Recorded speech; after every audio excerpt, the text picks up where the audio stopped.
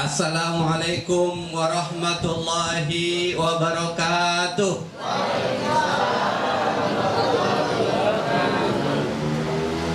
Nanam pohon salam di samping pohon nanas.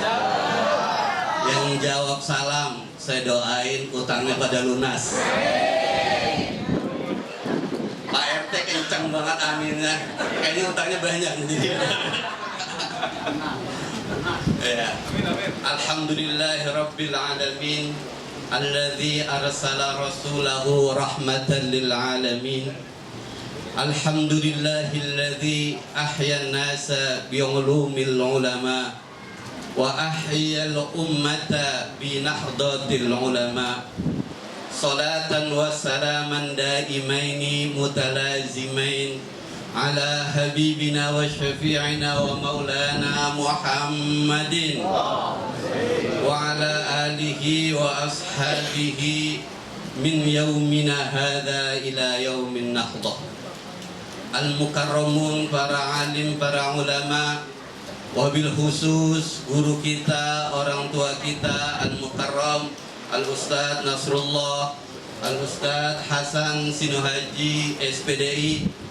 Semoga Allah subhanahu wa ta'ala jaga mereka dan diberi kesehatan, senantiasa membimbing kita. Al-Mukarram Al-Ustadz Raden Haji Sahrul dan akhina fillah, sepupu saya yang mondok bareng, Ustadz Rudi Dames, Ansor terus, nggak mau jadi anggota NU. Alasannya kenapa nggak mau NU? Kalau NU nanti pengurus NU dipanggil Kiai, dia nggak mau. Dia maunya dipanggil Ansor aja, paling tinggi Gus. Kenapa? Kalau Ansor bader-bader dikit orang maklum. Kalau Kiai itu bader itu nggak pantas. Makanya dia istiqomah dengan kebaderannya. Jadi beliau ini dari Sanawiyah Aliyah bersama saya di pondok pesantren dulu. Alhamdulillah, walaupun bader tapi di kampungnya jadi ustadz sekarang. Ustadz kondang ngajarin, punya musola, punya majlis taklim. Beliau sekarang, alhamdulillah. Yang sama kita hormati Ketua DKM Masjid, para ustadz, Ustadz Hamdani Amsar. Saya insya Allah ingat terus nama Amsar, karena nama kakek saya itu Kongaji Amsar gitu. Jadi saya ingat insya Allah. Kemudian ini yang mentor saya, pembimbing saya, ini ada Dr. Haji Juri Ariantoro. Beliau ini sungguh sangat luar biasa. Beliau pengurus PBNU. Beliau rektor Universitas Nahdlatul Ulama Indonesia. Biasanya orang NU itu datang kemana-mana pakai sarung, tapi beliau pakai celana. Kenapa? Nggak sempet ganti sarung dari kerja, langsung untuk memuliakan Maulid Nabi kita Muhammad Sallallahu Alaihi Wasallam. Beliau datang menyempatkan berkumpul bersama kita. Ini suatu kehormatan yang luar biasa buat kita. Di tengah-tengah kesibukan beliau masih menyempatkan hadir untuk memperingati Maulid Nabi besar Muhammad Sallallahu Alaihi Wasallam. Hadir juga bersama saya Ketua KPU Kota Jakarta Timur, Bang Teddy, Bang Haji Fahrul Rahman, Bung Carlos, Bung Rio, dan Ketua Majlis Taklim Ummahatus Sholehah dengan jamaahnya yang sudah hadir. Alhamdulillah. Ketua Majlis Taklim Al-Bada dan para jamaahnya, dan jamaah Masjid Al-Muhajirin ya. Jadi saya sering tuker. Kalau musola di kampung saya yang di Penggilingan namanya mustahidin ya, mustahid, orang yang belajar sungguh-sungguh dan mustahid. Kalau di sini muhajirin. Nah, orangnya rata-rata adalah muhajir. Termasuk saya di kampung Uju Menteng ini adalah muhajir dari kampung Penggilingan ke kampung Uju Menteng. Alhamdulillah. Yang penting fi ayyi makanin kan, dimanapun kita berada, kita berkhidmat pada agama Allah Subhanahu wa ta'ala. Insya Allah akan ditolong oleh Allah Subhanahu wa ta'ala. Dan saya selaku sohibul hajat, selaku guru tetap di Majlis Ta'lim ini mengucapkan ribuan terima kasih para hadirin hadirat sekalian yang telah hadir, yang telah bersusah payah. Kalau bahasa Malaysianya itu bertungkus lumus, luar biasa, 2 hari kerja masak ibu-ibu, insya Allah pahalanya sangat besar. Allahumma amin. Karena prinsipnya kenapa saya senantiasa itu mengadakan Maulid Nabi besar Muhammad SAW, karena saya yakin dengan kita hadir di acara Maulid Nabi besar Muhammad SAW akan senantiasa mendatangkan keberkahan pada hidup kita. Hajat kita dikabul oleh Allah Subhanahu wa Ta'ala. Jadi ketika saya mengadakan Maulid, saya bilang kita adakan Maulid, hajatnya apa? Hajatnya apa aja? Hajatnya insya Allah dikabul oleh Allah Subhanahu wa Ta'ala. Hajatnya haul untuk mendoakan orang tua kita, insya Allah orang tua kita akan diampuni dosanya oleh Allah Subhanahu wa Ta'ala.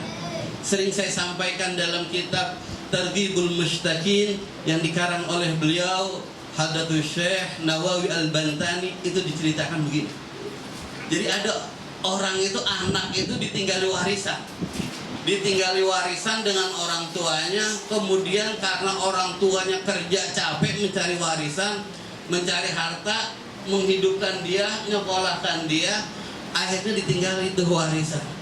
Ketika ditinggali warisan, dia berazam, dia berniat dalam hati, warisan dari ibu saya ini tidak akan saya gunakan li amri dunia, saya tidak akan gunakan untuk urusan-urusan dunia, illa li ajri di amril akhirah, kecuali saya akan gunakan warisan ini untuk urusan akhirat semata.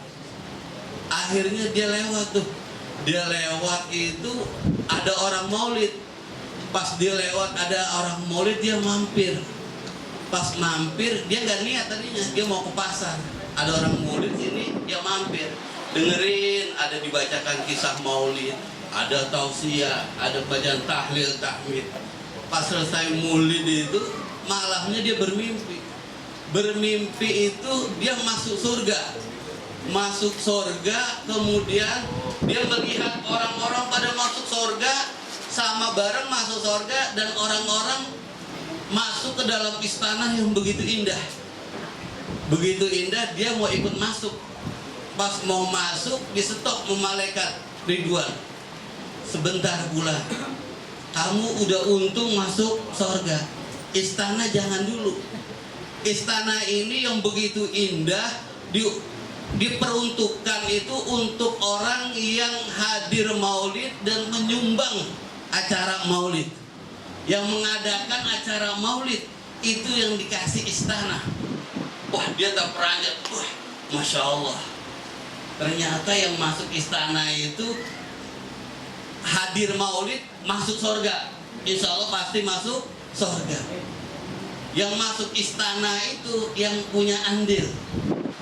Makanya teman-teman, ketika ada acara maulid itu di masjid, ada acara maulid, dipinta nggak dipinta, acara malam ini banyak yang mau tertarik kan, saya bilang nggak usah diumumin bila sumbangan, tapi alhamdulillah pada nyumbang, ada yang nyumbang itu minta doain, saya bilang berdoa boleh, cuman tadi istrinya bilang satu yang nggak boleh minta doa ketika acara maulid, apa? Minta bini nambah satu lagi. Kalau itu repot, kita nambah, urusannya diberantem nanti. Makanya doa apa aja hajatnya, tapi jangan yang satu itu. Kalau itu jangan di acara maulid, nanti datang privat aja. Tapi kata teman-teman itu yang udah baca doa, Ustaz Marhadi taunya teori doang, praktek nggak pernah. Nggak apa-apa. Nah, akhirnya dari kisah itu Syekh Nawawi Al-Bantani itu meneruskan bahwa orang itu akhirnya pulang, harta warisan ibunya itu digunakan untuk acara maulidan. Pas udah acara maulidan dijamu orang, karena kata Imam Asy-Syafi'i dalam kitab Mishkatul Anwar, kata Imam Syafi'i itu, man jama'a li maulidin Nabi sallallahu alaihi wasallam ikhwanan wa hayya'a lahum ta'aman ba'athallahu yawmal qiyamati ma'a siddiqin wa syuhada'i was sholihin fi jannatin na'im. Kata Imam Syafi'i, barang siapa yang mengumpulkan ikhwanan, kawan-kawannya, untuk apa? Li maulidin Nabi Muhammad sallallahu alaihi wasallam, untuk maulid Nabi Muhammad sallallahu alaihi wasallam, kemudian menyediakan hayya'ah, menyediakan ta'aman, menyediakan makanan, maka Allah Subhanahu wa taala kelak di akhirat itu akan membangkitkan dia bersama para nabi, bersama orang-orang soleh, bersama orang-orang solihin, para rafiqin, dan itu di mana dibangkitkan? Fi jannatin na'im, kata Imam Syafi'i. Nah, Imam Nawawi Al-Bantani itu meneruskan kisahnya tadi. Ternyata anak muda tadi itu melihat ibunya udah pakaian yang begitu indah dan masuk surga dan masuk ke dalam istana tersebut. Anak itu terus bertanya kepada ibunya, wahai ibu, gerangan apa, amalan apa yang engkau lakukan sehingga engkau bisa masuk surga dan masuk ke dalam istana yang begitu indah?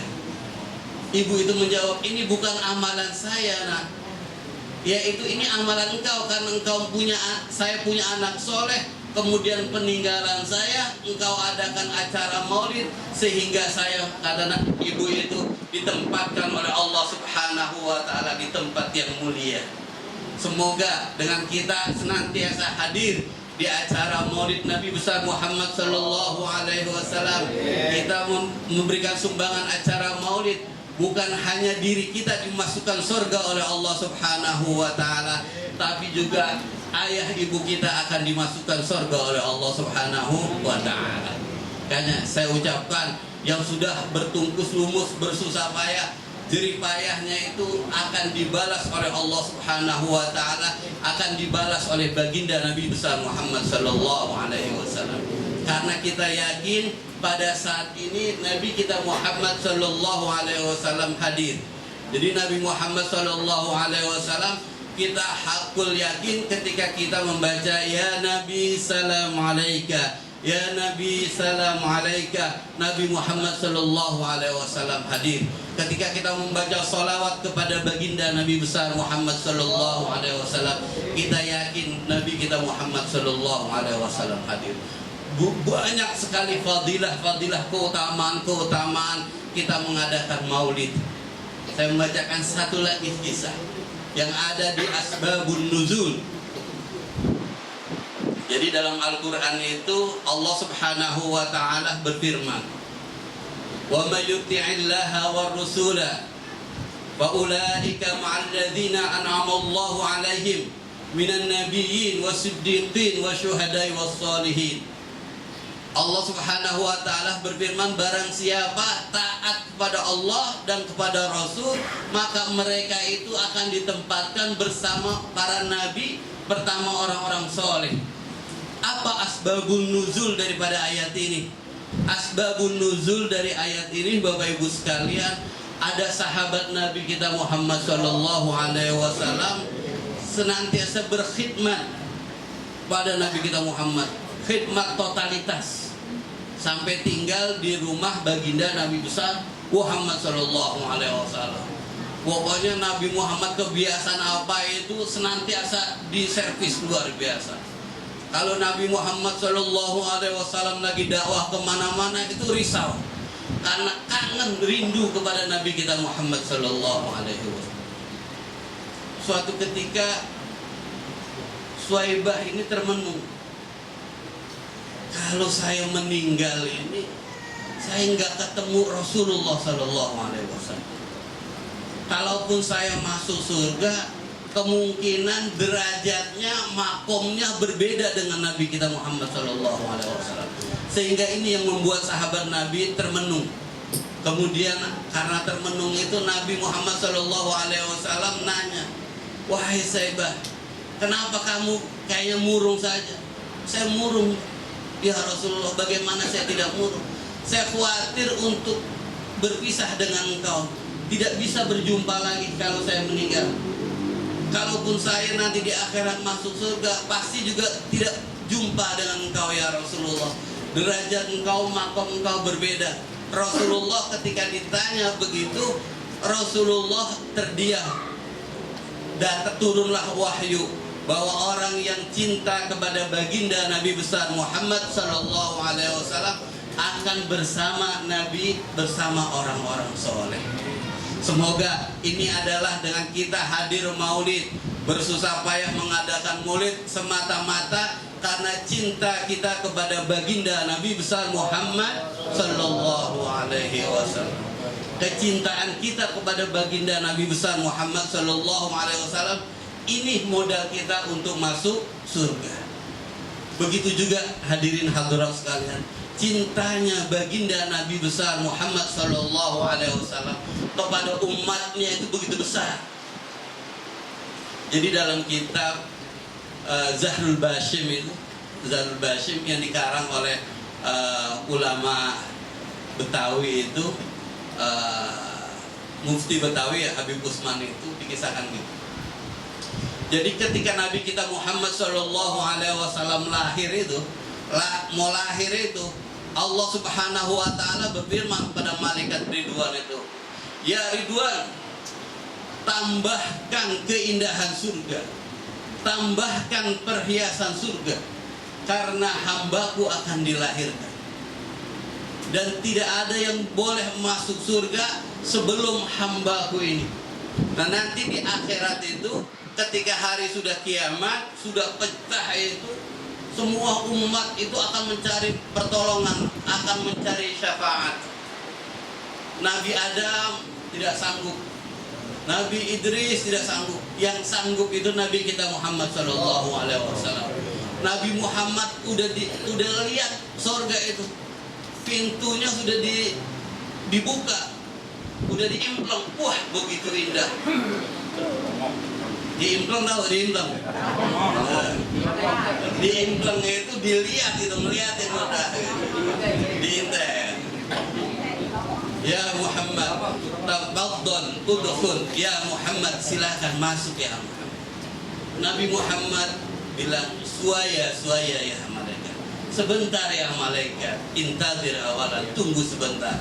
Saya mau memastikan orang Kapling Nahrawi yang ikut maulid udah pada masuk apa belum? Saking cintanya baginda Nabi besar Muhammad SAW. Wah belum, masih pada nyangkut itu dihisab. Wah kalau begitu saya nggak mau masuk dulu. Saya mau memastikan umat saya itu masuk surga dulu, baru saya masuk. Nah ini kira-kira kita itu udah ngelihat surga.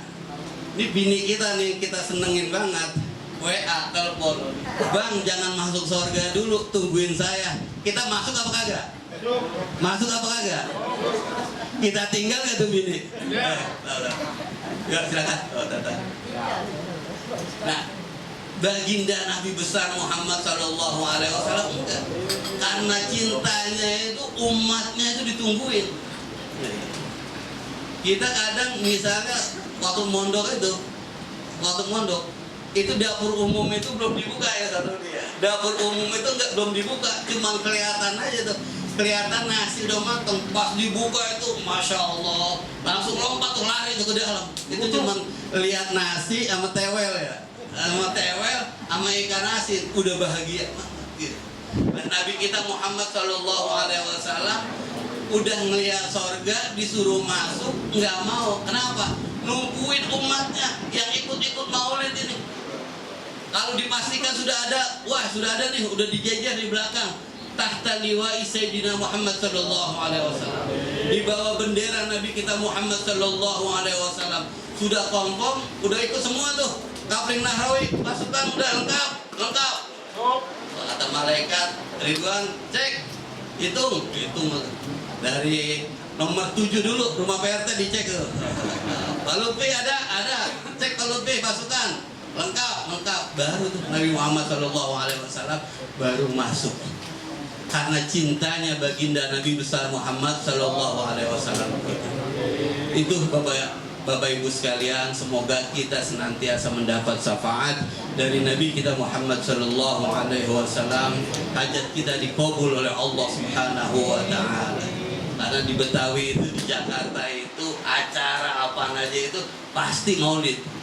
Nyunatin maulid, ngawinin maulid, ngelamar maulid, semua itu dengan acara maulid ya. Alhamdulillah penceramah kita sudah datang. Saya mau kodim aja nih, karena membantu Ustaz Nudin, Ustaz Sarul. Ceramah yang panjang, sambutan yang lamaan dikit. Karena beliau sudah datang, alhamdulillah. Dari saya sekali lagi mengucapkan terima kasih pada Bapak Ibu sekalian atas terselenggaranya maulid ini. Dan sekiranya ada kekurangan di sana sini, kami seluruh pengurus Majlis Taklim Al-Bada, panitia memohon maaf yang sebesar-besarnya. Itu saja yang dapat kami sampaikan. Kurang lebihnya mohon maaf.